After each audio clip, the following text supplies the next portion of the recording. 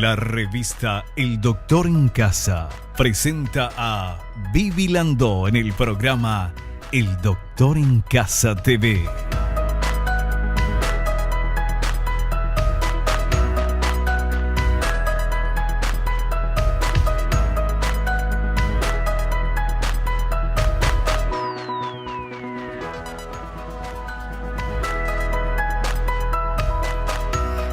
Hola, ¿cómo están todos? Muy bienvenidos. Esto es El Doctor en Casa. Hoy vamos a hablar de un programa de prevención de defectos congénitos. Nuestra invitada, la doctora Marta Azcurra, ella es bioquímica, especializada en genética y bioética, directora del Programa Nacional de Prevención de la Fibrosis Quística y del Retardo Mental, jefe del Programa Nacional de Prevención de los Defectos Congénitos del Ministerio de Salud Pública y Bienestar Social. Y vamos a ver esta placa que nos hace la introducción al tema que vamos a hablar hoy. Se estima que cada año nacen en el mundo 7.900.000 niños con defectos congénitos y de estos, por lo menos 3.300.000 menores de 5 años mueren anualmente y 3.200.000 sobreviven con una discapacidad. La OMS y otros organismos de cooperación multilateral en materia de salud han exhortado a enfocarse en esta problemática para lograr cambios significativos en la reducción de estos indicadores de mortalidad, morbilidad y discapacidad. Bueno, este es el tema que vamos a charlar con nuestra invitada en el programa de hoy. Al inicio del programa, nosotros agradecemos a las marcas y a las empresas que nos están apoyando y hacemos el ejercicio de la gratitud, del agradecimiento, agradeciéndole a Dios por el don de la vida, por el amor, por la salud, por la familia, por los amigos, por el trabajo, por los compañeros de trabajo. De esta manera, con alegría, comenzamos nuestro programa. Hacemos un pequeño corte y enseguida estamos ya con nuestra invitada, la doctora Marta Azcurra.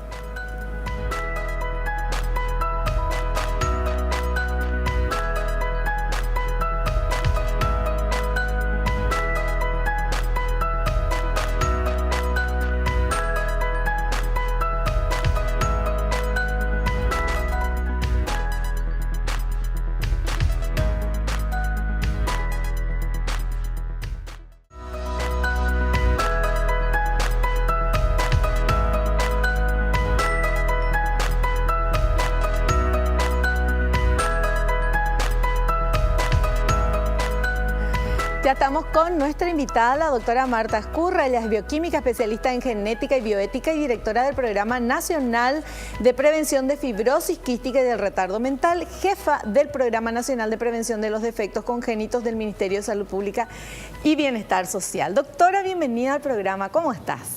Hola, Vivi, muchísimas gracias por la invitación a participar de este excelente programa. Muchas gracias. Gracias por tu tiempo, doctora, por estar acá con nosotros, hablando de esto que nos parece muy interesante. ¿Cómo es un programa de prevención de defectos congénitos? ¿Nos puedes explicar? Sí, un programa, nuestro país no contaba con un programa de prevención de defectos congénitos. Sí, varios programas dedicados a defectos congénitos. En el año 2015 vino una invitación de la OMS, se iba a organizar el 3 de marzo por primera vez el Día Mundial de los Defectos al Nacer, porque a nivel mundial se reconoció y además los defectos congénitos empiezan a ocupar el primer lugar o el segundo lugar en los países como causa de mortalidad. Entonces, en ese momento me consultaron, como estoy al frente de un programa donde se trabaja con los defectos congénitos, ¿qué podemos hacer para nosotros conmemorar? Y entonces le dije, ¿por qué no presentamos un programa nacional que vea de manera integral a los defectos congénitos? Claro. O sea, la prevención. Y ahí, ¿qué atiende este programa? La prevención primaria, que es antes de la concepción, durante el embarazo, o sea, durante la gestación, al nacimiento, luego del nacimiento, el niño, si nace con algún defecto congénito, la habilitación y rehabilitación. Entonces, eso es lo que estamos trabajando. El programa tiene un año. Es nuevo, nuevo de paquete, sí. Pero algo muy importante, Esto se lanza en el 2015, el 3 de marzo, y este año nosotros, para conmemorar de vuelta el 3 de marzo de 2016, iniciamos el registro de los defectos congénitos, lo cual también, ¿por qué su importancia? ¿Cómo es eso? Porque el año pasado salta la microcefalia con el Zika. Sí. Entonces, ¿cuánta microcefalia hay? Claro. Nadie sabe. O sea, los datos que se tienen, además del subregistro, son datos donde se informa los niños que fallecen con microcefalia, sí, pero no los que sobreviven. Claro, no los que tienen. Claro, no lo que. ¿Por qué? Porque los defectos congénitos producen discapacidad, muerte. Entonces, este programa lo estamos llevando no todavía a nivel país, pero en 15 hospitales, tanto del interior como de la capital y del departamento central. Y entonces ahí, por ejemplo, tenemos los datos. ¿Cuál es el más frecuente de los defectos congénitos? El síndrome de Down. Si bien todo el mundo dice, el síndrome, sí, sabemos que es frecuente, pero tener datos es importante. ¿Por qué? Porque entonces si yo tengo datos, ¿cuántos niños me nacen con microcefalia? Me nacieron más, me nacieron menos. O sea, ¿por qué nacieron menos? Claro. Los defectos del tubo neural, el labio leporino con o sin paladar hendido, la gastrosquisis, que es la pancita, como yo digo, con todos los órganos fuera. ¿Y por qué la importancia de saber esto? Porque estos, por ejemplo, son prevenibles. El consumo del ácido fólico te previene.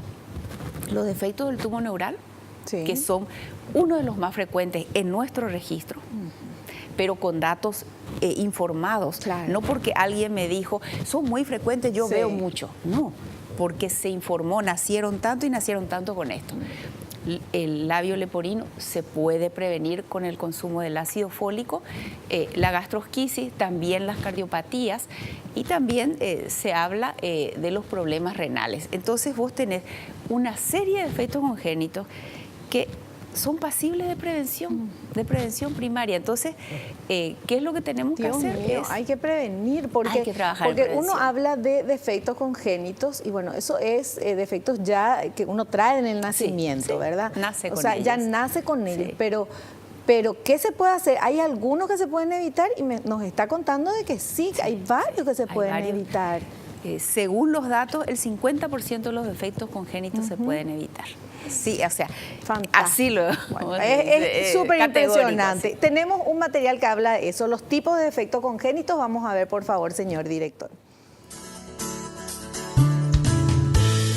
Tipos de defectos congénitos. Pueden ser de estructura o de función, presentes al nacimiento.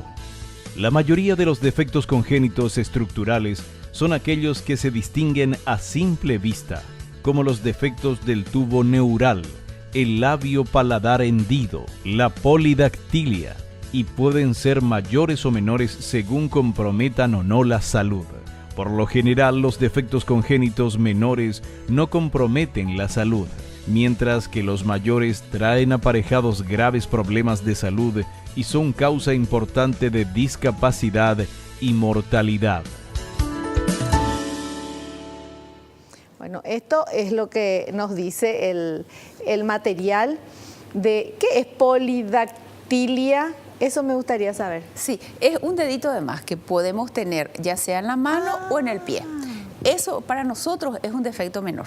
Claro. Porque es simplemente estética. Claro, es tener un dedo más. Es un dedito de más, o sea, sí, se le hace una pequeña operación, no pasa de un problema estético. Sí. Es cierto que cuando nace un niño con una polidactilia, los padres se asustan, o sea, la familia, porque como yo digo, es mi dedito de más. Claro. Pero, pero para si nosotros... es en la mano, porque yo conozco gente que tiene Sí, en el pie pero ni nada. es ahí. como que se dice un defecto congénito menor. Claro, claro. Bueno, pero se puede evitar. No. Se pueden evitar hay defectos congénitos que se pueden evitar tomando el ácido fólico. Sí. Y son esos grandes defectos, Claro. o sea, los mayores, la polidactilia no podemos evitar. O sea, van a seguir Sí. naciendo, pero los defectos del tubo neural, que son la anencefalia, la mielomeningocele, Claro, esos cosas graves. Son graves porque de no ser detectados, ahí vienen los niveles de prevención. Primaria es antes de que se produzca la concepción, luego viene secundaria, es atenderle en la pancita, como le digo cariñosamente, Sí.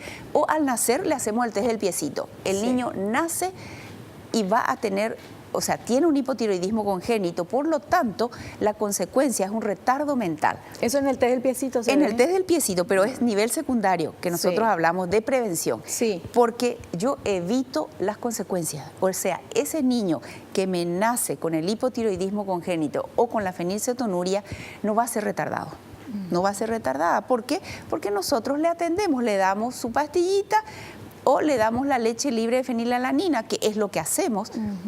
Nosotros llevamos prácticamente 400 recién nacidos, o sea, niños ya grandes, como yo digo, veo a los chicos, yo conozco a los niños con este retardo que es grave, profundo de crecimiento, o sea, de este tamaño, Sí. o sea, muy retardado, y estos 400 niños estaban destinados a ser así. Sin embargo, vienen y a fin de año traen la libreta, 5 de arriba abajo, entonces, Qué como yo digo, maravilla. uno ahí ve el fruto. Claro. De lo que uno está trabajando. Y eso es el secundario. Y el terciario es la persona con síndrome de Down. Nace y ¿qué es lo que tenemos que hacer? Estimularla. Claro, porque eso no se puede evitar, no se puede prevenir. Va a haber un nivel de retardo mental que el niño con síndrome de Down va a tener. O sea, pero dependerá de nosotros que este sea más o menos. Claro.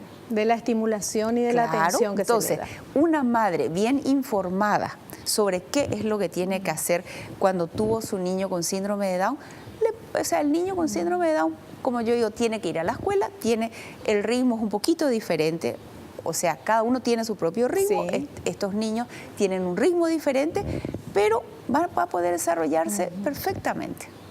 Qué maravilla. Ese es el nivel terciario de prevención que hablamos. Qué importante. ¿Se imaginan lo que es que se pueden prevenir un montón de de estos problemas, de estos defectos congénitos?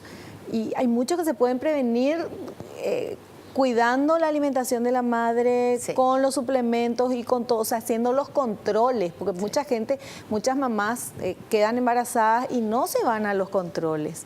Entonces, ¿cómo van a saber cómo está esa panza? ¿Qué es lo que está pasando ahí? Y después nace el bebé y bueno, ahí hay que ver qué se hace, ¿verdad? O sea, Y sí. puede nacer con bajo peso, que no es defecto, ¿verdad? Pero también por no tener el control necesario. Exacto. Justamente estábamos comentando antes de entrar en cámara, nosotros habíamos pasado una encuesta hace unos años y le preguntábamos a las madres si el embarazo fue programado o se embarazó por accidente. Era para hacerlo. Sí. El 95% de los embarazos ocurren por accidente. O sea, algo para nosotros. Yo creo que un hijo es lo más importante para una mujer, ¿verdad? Claro, no, pero por accidente y de auto, pero no podés quedarte No, embarazada. pero por era accidente. una manera, o sea, Sí. vos programaste tu embarazo, hiciste Sí. una... No, nunca, nada. Y el 5% restante lo hizo porque ya tuvo un evento adverso que decimos, o sea, el embarazo anterior vino con alguna complicación. Entonces, en nuestra población hay un alto porcentaje de embarazos adolescentes Sí. que ocurren sin... Sí. O sea, no hay forma de prevención. Entonces, de ahí la necesidad del Ministerio de Salud, si quiere reducir sus índices de mortalidad, porque en este momento la mortalidad neonatal, los defectos congénitos ocupan el segundo lugar y de menores de 5 años el primer lugar. Qué bárbaro. Yo hablaba de esto, ya, o sea, vengo hablando hace Sí. años y hace unos años yo decía el quinto lugar, decía. Y Y en los ahora. países desarrollados y todo, Sí. estaba ocupando ya el primero y segundo lugar. Nuestro país en este momento tiene esos valores. Entonces, Hay que trabajar. hay que trabajar, Sí. sí, sencillamente. Sí, sí, sí. Bueno, hay que trabajar, hay que tomar la responsabilidad, Sí. porque traer un hijo al mundo es una maravilla, es un milagro, pero es una responsabilidad muy grande traer un ser humano. Y bueno, y por lo menos vamos a cuidarnos nosotras las mamás, ¿verdad? Para que este niño nazca lo mejor posible. Porque nace, ahí ya es otra historia también, ¿verdad? Ahí comienza la aventura maravillosa de ser padres, pero ya antes hay que tener esa responsabilidad y no decir nomás, ay, bueno, vamos a ver cómo viene. No, hay que hacer todo para que venga lo mejor posible.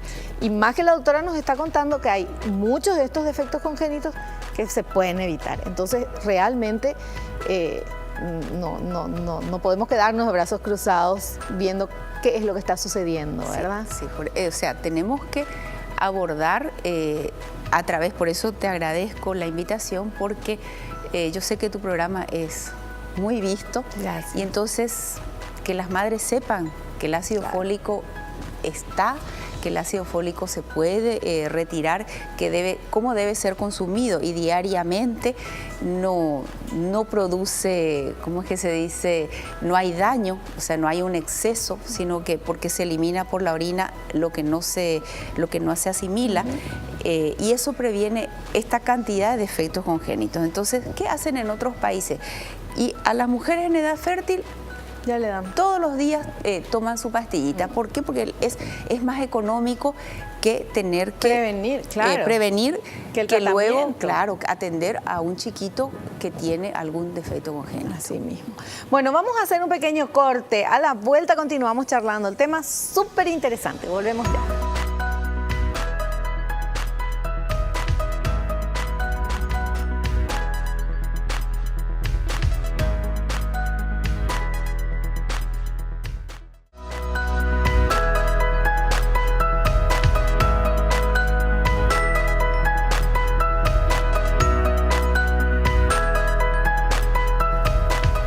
Seguimos charlando con nuestra invitada, la doctora Marta Azcurra, nuestro tema programa de prevención de defectos congénitos. Hace un año y piquito que está este programa en el Ministerio de Salud. Y bueno, ¿qué es lo que hicieron en este tiempo, doctora? Lo que hicimos fue, o sea, estamos dando charlas sobre prevención. Tenemos unos afiches elaborados sobre estilos de vida. O sea, la mujer cuando va a embarazarse tiene que consultar si el trabajo que está realizando podría hacerle algún daño al bebé. Sí. El consumo del ácido fólico, o sea, estilo de vida antes, porque esto tiene que iniciarse antes del embarazo. Claro. Durante el embarazo no consumir ni una gota de alcohol, ni una gota, porque el metabolismo de una mujer y otra es diferente. No fumar y tampoco permanecer en un ambiente donde se está fumando.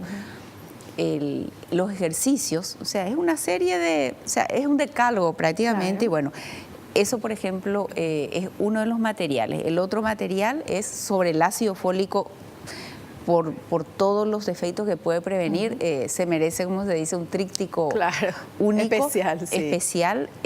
Luego viene el tema de la parte del screening auditivo, el screening visual, porque sabemos que el screening auditivo, el oído es el lugar por donde uno percibe los estímulos. Claro. Entonces, una persona a la cual no se le detecta a tiempo es una persona que deja de ser estimulada, y en la medida, si le detectamos a los 6 meses, a los 1 año, es un tiempo en que la criatura va perdiendo, digamos, esa posibilidad de contactarse con el mundo. Entonces, trabajamos sobre eso. Y el registro, conocer qué defectos congénitos ocurren en qué departamento, porque los defectos congénitos se asocian mucho con los agrotóxicos. Eso le iba a preguntar. Sí. ¿Hay departamentos o lugares en nuestro país donde hay mayor nacimiento de niños con defectos congénitos? Todavía oficialmente eso no podemos decir, porque los datos los estamos recabando. Extraoficialmente siempre sí, porque acá nacen, pero como yo les hablo a las personas que levantan esos datos, si vos no tenés sistematizado y eso en forma, no se puede hacer. Claro. Y este registro no solo nos va a ayudar, porque como yo digo, es importante registrar, pero también es importante a esa persona, a esa personita que nació, poder ayudarle. Claro. Indicarle dónde puede ir, o sea, qué podemos hacer. La persona la criatura con microcefalia, estimulación. Claro. O sea, quizás otra cosa no podamos hacer, pero estimulación es muy importante, y para eso hay que apoyar a la madre, apoyar a la familia. Entonces, eso es parte del programa. Claro. Y luego saber, de acuerdo al número de casos que tenemos, qué necesitamos. Porque el Ministerio de Salud no puede armar para las cirugías correctivas si no sabe cuántos casos va a tener. Claro. Claro. O sea, ¿qué necesito si yo no sé cuánto tengo? Entonces, de ahí la importancia, pero estamos empezando, o sea, llevamos 14 hospitales, Sí. tenemos muy buenos datos. Pero doctora, ya sé que no puede decir oficialmente, oficialmente no me puede decir. Sí, Los puedo. lugares donde hay mayor contaminación, ¿a causa de qué cosa hay donde hay más? No sería extraoficialmente, pero sí sería decir que los agrotóxicos, las sustancias, contaminan el agua. Las poblaciones que viven alrededor de las plantaciones toman el agua, y el agua contaminada está demostrado científicamente que produce defectos del tubo neural. O sea, a una población que está expuesta a este tipo de sustancias, se le debe de proveer con mayor razón el ácido fólico. Claro, porque también en los lugares, hablando de agrotóxicos, tengo entendido que en los lugares que se utiliza eso por el tema de las cosechas y de todo esto, hay ciertas reglas, que tiene que haber no sé cuántos kilómetros entre la plantación que utiliza el agrotóxico y la vivienda de las personas, y tiene que estar lejos del cauce de agua de manera a no poder contaminar, y evidentemente eso no se respeta. Y es difícil. A mí me tocó ir a visitar a unas familias cuando nacieron varios chiquitos con defectos justamente del tubo neural, y la gente lavaba los envases de los agrotóxicos, lavaba en el cauce y luego utilizaba esos bidones para transportar el agua a la casa. Dios mío. Entonces, eso es una falta de educación absoluta, de información. De información y bueno. Se estaban envenenando. Se estaban envenenando, o sea, así, hablando como que se dice, se estaban envenenando. Entonces, porque ya fue unos buenos años atrás, fuimos, conversamos, le explicamos, porque sabemos que es difícil para las familias, o sea, se van y se ponen en los lugares, o sea, mantener esas distancias. Sabemos que muchas cosas no se cumplen, pero por ejemplo, fue una cosa así muy especial. Un shock, realmente. Bueno, vamos a seguir, tenemos otro material que habla, ya nos hablaba la doctora, pero vamos a verlo. Estadísticas de niños con defectos congénitos en América del Sur. Estadísticas de niños con defectos congénitos en América del Sur. Más de 500,000 de estos niños nacen en los 10 países de América del Sur: Argentina, Brasil, Paraguay, Chile, Venezuela, Perú, Bolivia, Ecuador, Colombia y Uruguay, lo que significa alrededor de 1.400 niños con un defecto congénito por día. En Paraguay, los defectos congénitos ocupan el segundo lugar como causa de muerte neonatal y de menores a 5 años. Sí, ahora subió, como te decía, en menores de 5 años subió al primer lugar. O sea, y todos estos países nosotros estamos participando de una red para tener los registros, porque Argentina ya tenía registro, Argentina, Uruguay, varios de los países ya llevaban un registro, pero Bolivia no lo tenía. Entonces, es un trabajo que se está llevando entre la OPS, la OMS y otras entidades que procuran, ¿verdad?, el CDC, ante la aparición del Zika, o sea, todas estas patologías, estos bichitos nuevos, como se dice, comprometen cuando, digamos, la mujer embarazada se contagia. Claro. Bueno, hay defectos congénitos que se pueden prevenir. De eso ya hablamos, vamos a volver a hablar. ¿Y qué pasa con los que no se pueden prevenir, con los chicos que ya nacieron con defectos congénitos? ¿Cuál es la respuesta del Ministerio de Salud? ¿Hay respuesta para estos niños? Y dependiendo de la patología, por eso al inicio yo mencionaba que existen programas que atienden a los defectos congénitos. Digamos, hipotiroidismo congénito, fenilcetonuria, la fibrosis quística. ¿Qué es fenilcetonuria? La fenilcetonuria es una enfermedad en la cual el recién nacido es genética. Es en primer lugar, hay que mencionar, o sea, papá y mamá son portadores de un gen y nace el niñito con los 2 genes mutados, el afectado. Entonces, esta criatura no puede metabolizar la fenilalanina. La fenilalanina es un aminoácido y los aminoácidos, la cadenita de aminoácidos hacen una proteína. La leche materna, ¿qué es? Es puro proteína. Entonces, cuando el bebé mama, digamos, hablando así, se envenena. ¿Por qué? Porque lo que no puede metabolizar le sube al cerebro y le hace daño. Entonces, a través del test del piecito nosotros podemos detectar que el niño tiene fenilcetonuria. ¿Y qué le hacemos? Y le damos una leche libre de fenilalanina. Por lo tanto, este chiquito no le va a subir al cerebro eso que no pudo, como que se dice, metabolizar, y no tiene retardo mental. La fenilcetonuria produce autismo, convulsiones, o sea, los chicos son, cuando crecen sin haber sido detectados a tiempo, son muy agresivos y prácticamente eventualmente se los trata como esquizofrénicos. Sin embargo, cuando nosotros lo detectamos a tiempo con el test del piecito, se maneja la alimentación adecuada y el niño es absolutamente normal. Qué increíble, qué maravilla saber que con eso, bueno, ya hablamos del test del piecito acá en algún otro programa, pero qué fantástico es eso de poder tener ese test y ya saber que no hay que darle esta leche, hay que darle tal cosa y el chico se desarrolla normalmente. Sí, y luego tenemos el programa de los lisosomales, PAIPEL, que se llama, Programa de Atención Integral a Personas con Enfermedades Lisosomales.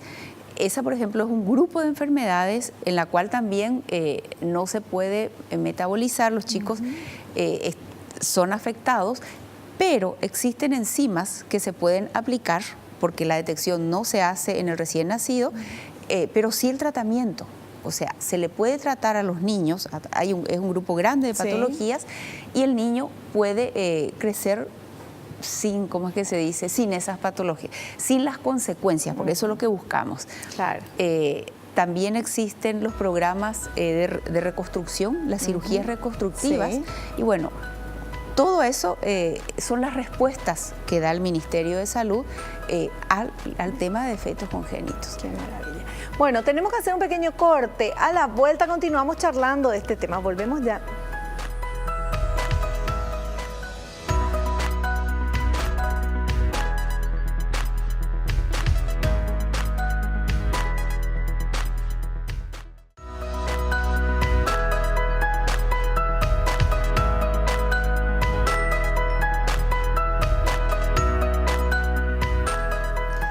Seguimos charlando con la doctora Marta Azcurra y ahora vamos con este material que habla de por qué llevar a cabo la vigilancia de los defectos congénitos. A ver, por favor.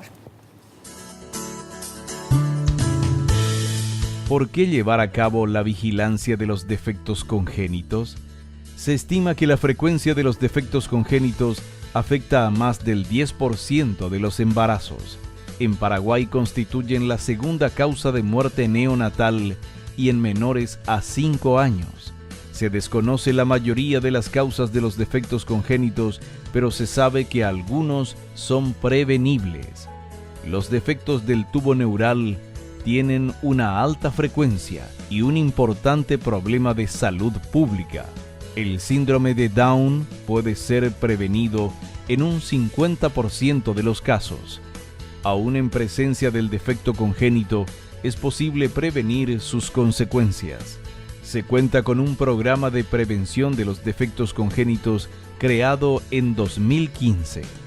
Las medidas desarrolladas contribuyen para la implementación de programas de reducción de la morbimortalidad infantil y la reducción de la discapacidad a través de la atención a la embarazada antes y durante la concepción.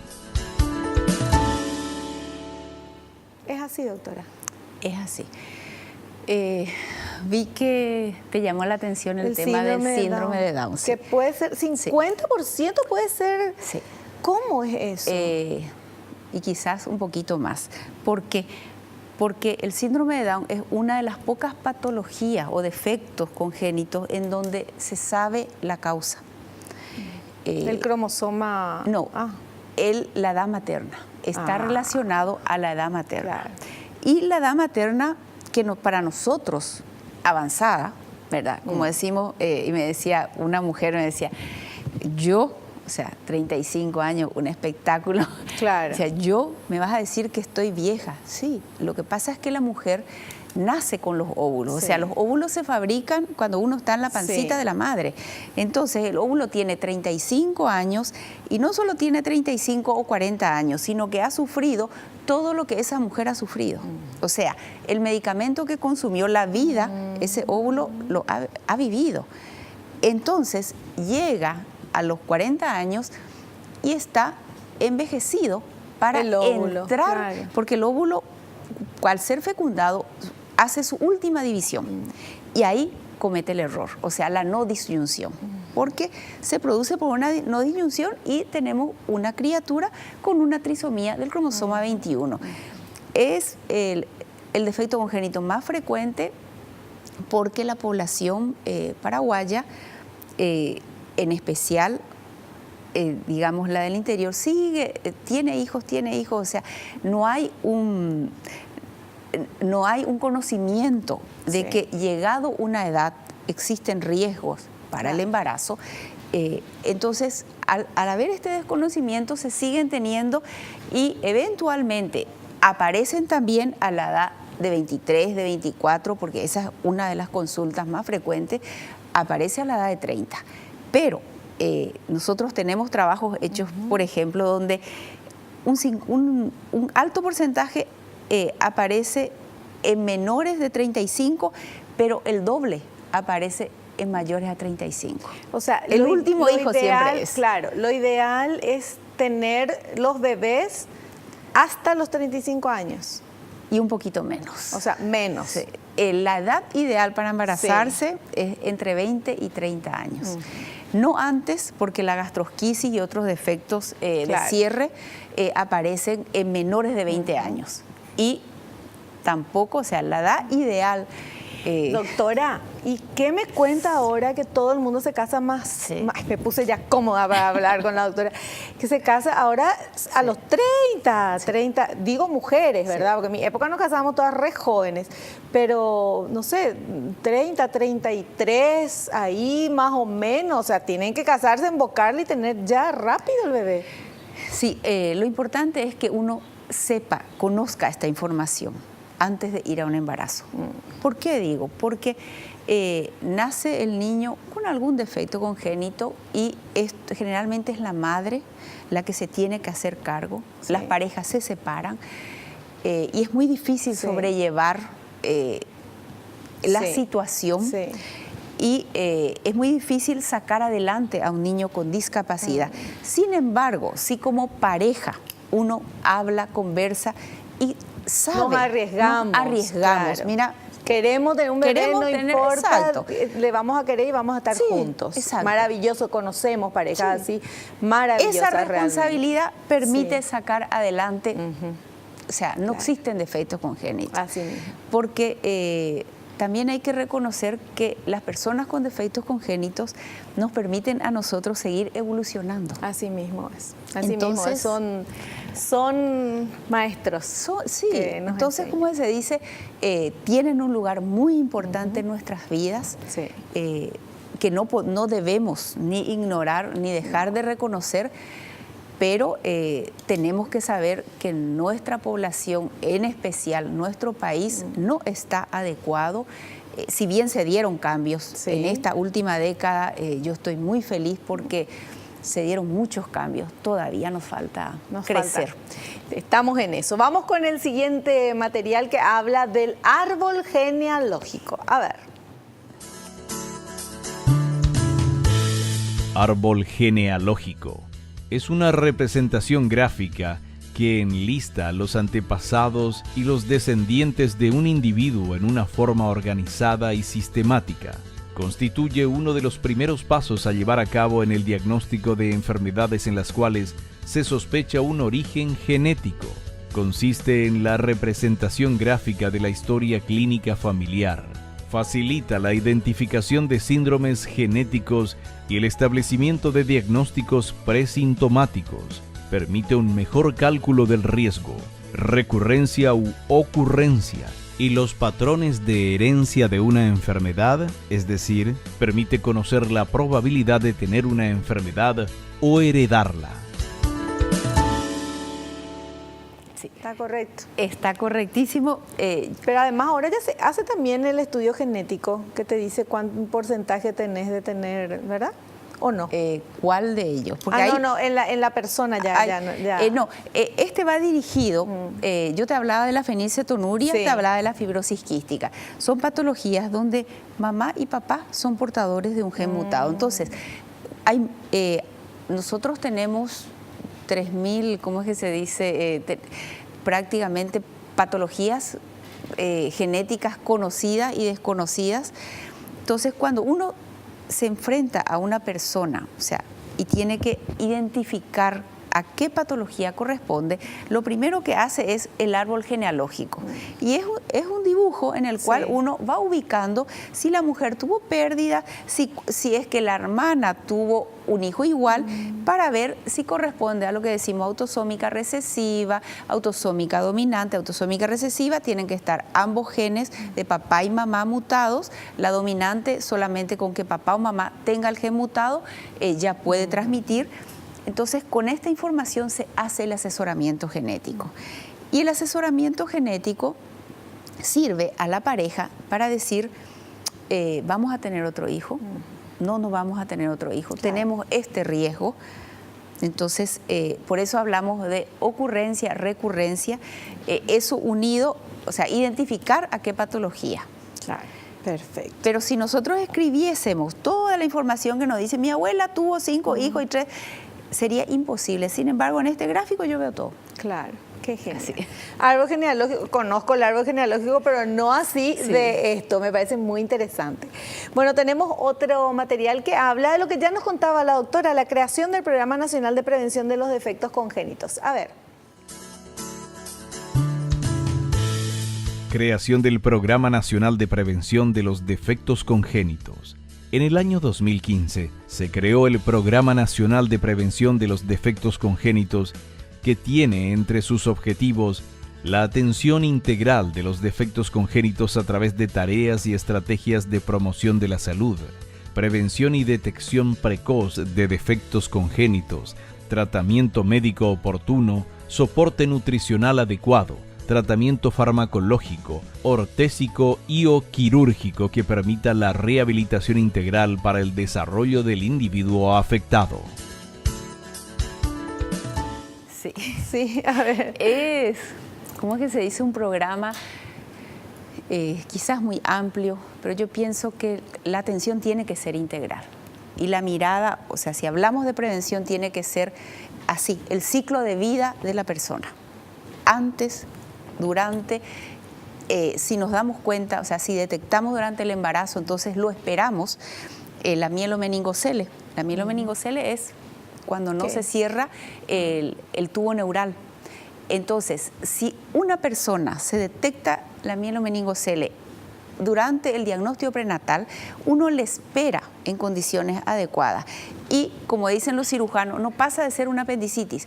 Claro. Sin embargo, si yo no estoy esperando y recibo a un niño con mielomeningocele, ese niño probablemente se me pueda infectar y eso se va a traducir en una meningitis. O sea, no solo va a tener los problemas que quizás le traiga la mielomeningocele, sino que puede afectarle a nivel de cerebro.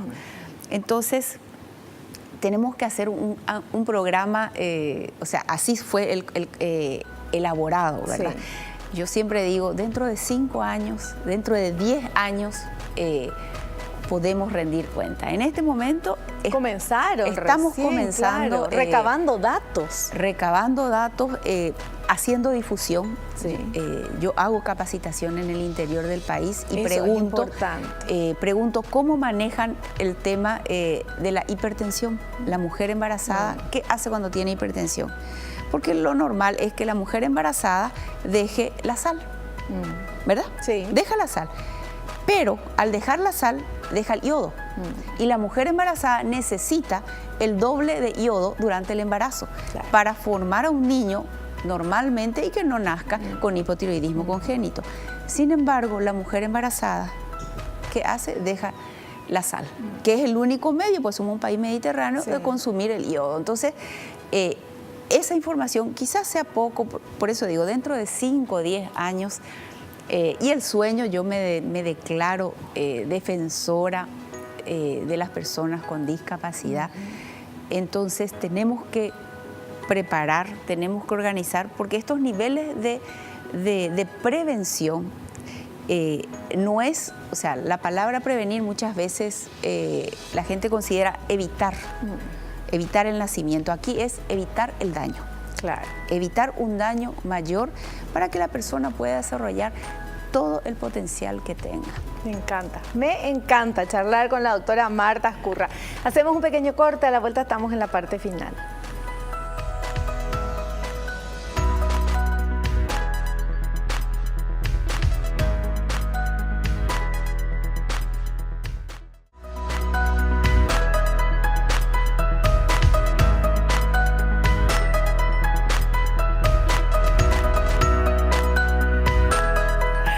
Bueno, a ver, tenemos preguntas de la gente. Vamos a ver esa primera pregunta, por favor. Mariana de Asunción dice: ¿en qué etapa del embarazo se pueden detectar los defectos congénitos del bebé? Y dependiendo del tipo,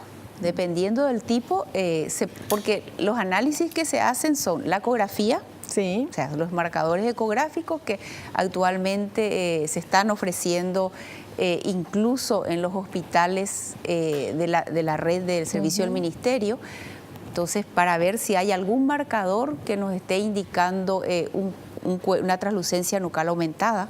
Eso, por ejemplo... O sea, en la ecografía se ve. En la ecografía. Ajá. Algunos, y no hay que olvidar que el tema de ecografía es el operador y la máquina. O sea, yo puedo tener un especialista, pero si la máquina no es buena, entonces no va a poder detectar. Entonces se necesita ambas cosas. Se está trabajando el tema de telemedicina a fin de que un operador allá en Boquerón pueda enviar una imagen y pueda ser interpretada. Entonces esa mujer que tenga problemas pueda ser trasladada a la capital. Bueno. O sea, no todo el mundo va a tener un defecto congénito. Es un porcentaje alto, es cierto. Pero entonces con la ecografía, después para otros grupos, porque tiene un costo, no es accesible para todos, es el tema del triple test. ¿Cómo es eso? El triple test es, se le saca la sangre a la mujer y se ven ciertos parámetros, ciertas hormonas. Por ejemplo, el niño con síndrome de Down tiene el beta-HCG, o sea, tiene valores hormonales diferentes al niño sin síndrome de Down. Entonces, se conocen ya ciertos valores para ciertas patologías. Entonces, a través del triple test se puede sospechar, porque son marcadores bioquímicos, la ecografía son marcadores ecográficos, y entonces ahí, por ejemplo, hacer un estudio ecográfico. O sea, se le saca la sangre a la mamá y a ahí la madre, se ve. Y ahí se ven los valores hormonales, que son diferentes, pero podemos hablar del síndrome de Turner, podemos hablar del síndrome de Down, podemos hablar de defectos del tubo neural. O sea, no es que tengamos para todos. No. Lo más fácil de ver son los que decíamos al inicio, los de estructura, que son las malformaciones, o sea, es lo más fácil de visualizar. Perfecto. Vamos con otra siguiente pregunta, por favor. A ver, Laura de Concepción dice: si una mujer tuvo un hijo con un defecto congénito, ¿tiene más probabilidades de que sus demás hijos lo tengan? No necesariamente, porque si este defecto congénito ha sido una causa ambiental, al no exponerse a la causa ambiental durante el siguiente embarazo, se elimina, digamos, la causa y el niño nace normal. Por eso es muy importante el identificar el origen, para poder saber si es que se va a repetir o no se va a repetir en el siguiente embarazo. Y si era falta de ácido fólico, toma ácido fólico y tranquila. O sea, las mujeres latinas tenemos un gen que predispone, o sea, el 15% de la población. Pero como nadie le va a hacer, es mucho más costoso hacerle el estudio molecular a todas las mujeres para saber quién tiene el gen y quién no tiene, entonces el consumir el ácido fólico te elimina el problema. Perfecto. Me indican que terminamos el programa. Doctora Marta Ascurra, muchas gracias por la presencia. Felicitaciones, fuerza en esto que están haciendo. Es maravilloso que por fin tengamos esto. Y bueno, vamos a seguir charlando para ver los avances. Empezando, se dice. Gracias. Muchísimas gracias, porque necesitamos de ustedes yo sé que esto llega y Por supuesto que O sea sí, que- a ver, hacerse todo. Bueno, nos despedimos. Hasta el próximo programa, si Dios así lo permite. Espero que te haya gustado, que hayas aprendido como lo hicimos todos aquí. Y te digo lo que te digo siempre porque es cierto. Naciste para ser feliz, no te conformes con menos. Chao, chao.